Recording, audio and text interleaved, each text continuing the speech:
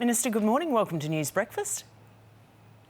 Good morning, Lisa. So tell me a little bit about this new antiviral pill. What kind of difference is it going to make? It is an important step forward. It's molnupiravir. It's made by Merck, and it's an oral pill. So the treatments that we've had until now have had to be done through a hospital infusion. So on scientific advice, medical advice, we've purchased 300,000 courses, and it's provided to people early after diagnosis if they have risk factors of potentially progressing with COVID to hospitalisation. It's a 5-day course, 2 pills a day, but critically, the clinical trials show it reduces the risk of hospitalisation and death by half. And it doesn't prevent COVID. It's about treating it and significantly reducing the risk, so it's a complement to vaccination. And these two things together are all part of the process of protecting Australians and saving lives, but also giving them the pathway back. Yeah, can I talk about vaccinations? Because while we keep our eye on that 80% Sure. first dose mark, it is super patchy around Australia. Far North Queensland, for example, 42% with first doses. That is a real problem. It's absolutely critical that wherever people are, that they come forward to be vaccinated.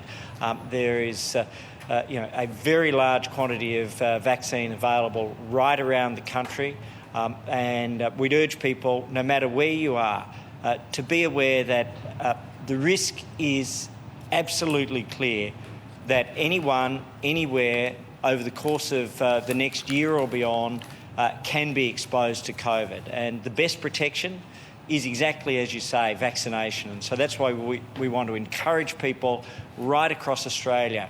Nobody is immune, anybody can catch it, and the vaccination program is something that's designed to protect and support all Australians. So if you haven't been vaccinated, now's your chance. Please come forward. Now, I want to sort of focus on Queensland, but almost every health minister of all political persuasions has written to you and said there is a real problem with the health funding and with their hospitals. Queensland in particular, the Premier has said she's not going to open up the borders until there's more of an injection of funding.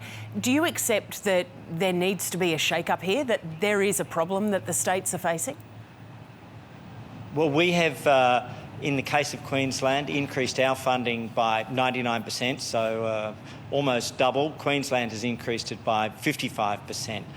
There's been 20 months for every state and territory to prepare, and Queensland has said that they are prepared for COVID. I would be encouraging Queensland to match the Commonwealth funding increase. There's no barrier to that, and I would be very concerned if somebody were using a play for funding to separate families. This has to be about science and medical protection, and those are fundamental elements to how we make the decisions in Australia. But as I say, we've essentially doubled funding.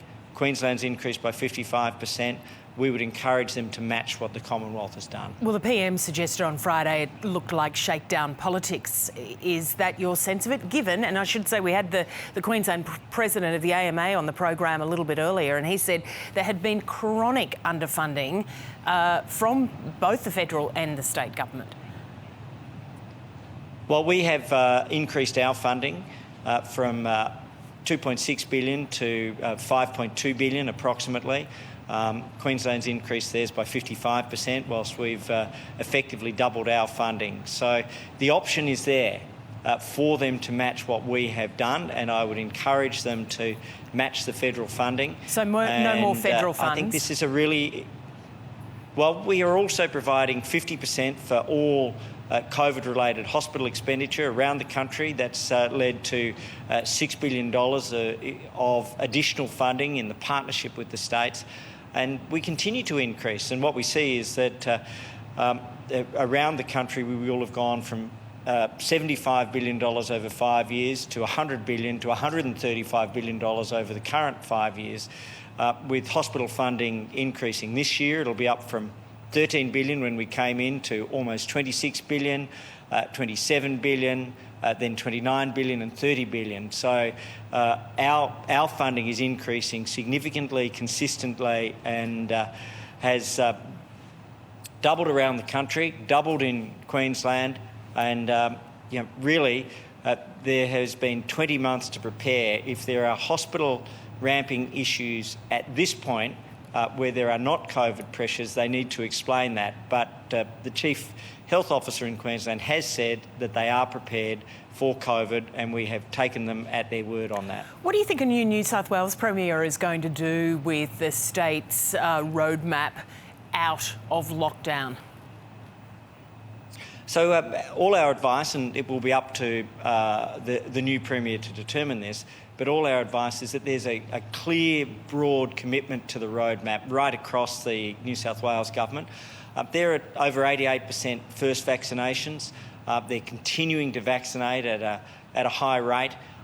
Their cases are coming down. Obviously, no one is out of the woods anywhere yet, but we're seeing those case numbers having more than halved in New South Wales, and I hope that trend can continue as vaccinations are up, cases are down. The public have done a Herculean job, as we know, and so I think that there's a strong, clear commitment to that roadmap, to the process of protecting the state, protecting the people, but giving people their lives back and the capacity for families to meet for weddings and funerals and people to attend births and to meet with beautiful new grandchildren and to do all the things that underline our humanity. Greg Hunt, thanks for your time this morning.